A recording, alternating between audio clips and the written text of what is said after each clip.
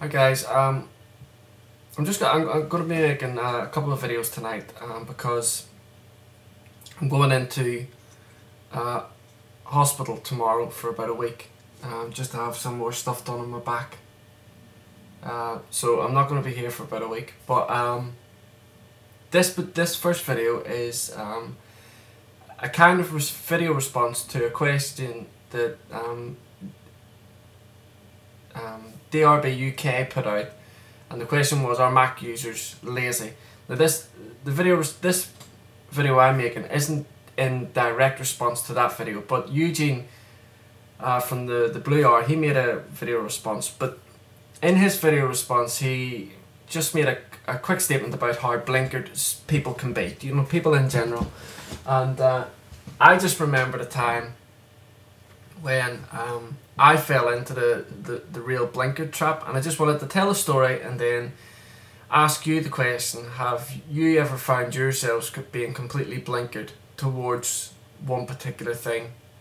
I'll tell you my story first and then you'll understand what I mean. When I was coming out of the army, I'd done an HNC in computer programming, which is kind of like halfway towards degree level. HNC stands for Higher National Certificate. It's quite a good qualification to have. Anyway, it was all Visual Basic and Pascal. It started off in Pascal, Visual Basic, and all that type of stuff. And obviously the main operating system was Windows. Now, one of the assignments we had to do was an assignment where they asked us to go on to Steve Wozniak's website, read the content of the website and search it and what have you, and then at the end of it the question was, what was our opinions on Steve Wozniak? Now, not Steve Wozniak's site, but him as an individual. Now, this was around about November 2000, which was when I was medically retired from the army. It was just before then, I think. And I can remember sitting down and doing this essay, or starting to research for this essay, and I went on the website. Now, I didn't know an awful lot about Steve Wozniak. I knew he had something to do with Apple. I didn't know what he had to do with it, but I knew he was involved in Apple. Because I was a kind of like, at the time, a die-hard PC fan, I had already got a preconceived idea of what my answer to this essay, this assignment, was going to be. And basically it was because I thought Apple was basically crap. And bearing in mind that decision for me to think Apple was crap was based on absolutely nothing. Because I'd never used an Apple before, barely even seen an Apple, because back then there wasn't that, Apple wasn't that big here in the UK. Not to my knowledge, in any case. It was very, very hard to go. It was very hard to track down Apple products. But so I'd already got this preconceived idea that, well, if the product's crap, then this person who has got something to do with it, he's going to be a bit of a dickhead as well.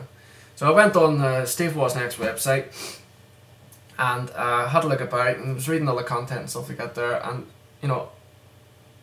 very far from having an academic view towards it and breaking it down constructively and looking at it and all the rest of it, I'd already just came away, put down that what my personal feelings towards Steve Wozniak was back then, and I scored quite highly on that. And when I think about it now, the stuff I put down on that test paper was nonsense, pure nonsense, and I got quite a high mark on it, because obviously the person who was marking it was PC orientated, probably didn't know an awful lot about Apple themselves, and so therefore I gave them the answer that they were looking for, the answer that they kind of had in their head about Steve Wozniak as well.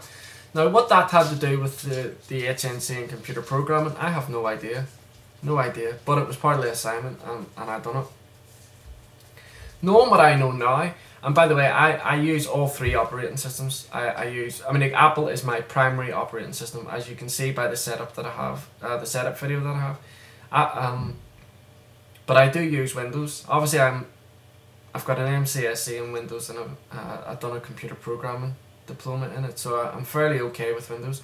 and I love tinkering around with Linux. I love trying to get to know that operating system as well. But knowing what I know now about Steve Wozniak, I know that that paper that I handed in wasn't even fit for the bin. Really, wasn't even fit for the bin. And that is my story about how blinkered people can be. I had no prior knowledge, no hands-on knowledge of Apple products, no prior knowledge of Apple as a company or their ethics, or especially Steve Wozniak's ethics. Didn't know anything about that. Didn't even research it properly, and so the whole thing was ridiculous. So that's my story about me being blinkered. It's probably, it's probably not going to be the last time in my life that I'm completely blinkered towards something, but it's I hope it is, because I try not to have any prejudice towards anything nowadays. But so I'm just going to ask all you guys the question: has there been a time in your life? It doesn't necessarily have to be PC Mac related or anything like that. But has there been a time in your life when you have been totally blinkered, followed your blinkered views, and then sometime later on realised that how stupid you've been to be that blinkered on something? So that's my question to you guys, and I look forward to hearing from you. Obviously, it's probably going to be about another week before I get to see anything, because I'll be laid up in hospital. But there you go. I'll be putting another video on quite quick. Okay, guys. Thanks for listening, and see you all soon. Well, see you in 5 minutes. I'm going to put another video on. Right, bye. I just forgot to add just something really funny that I heard today in the news over here in the UK. I just wanted to add this to the end of this video. Might make some people smile.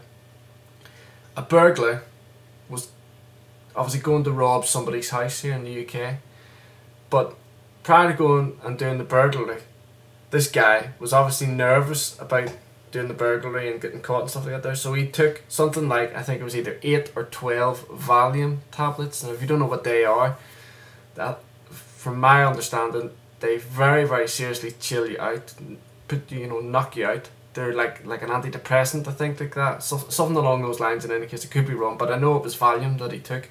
Anyway, because he took so many Valium, the dickhead, whenever he went into the house and he started robbing everything, he fell asleep on one of the kids' beds, and that's how he was caught.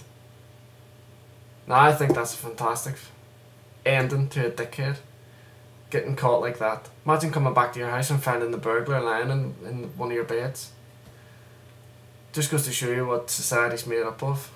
Just thought I would add that. I thought that was very, very funny that this guy had took Valium to calm his nerves to rob in this house, and he took so much of it that he fell asleep on the job. Anyway, bye.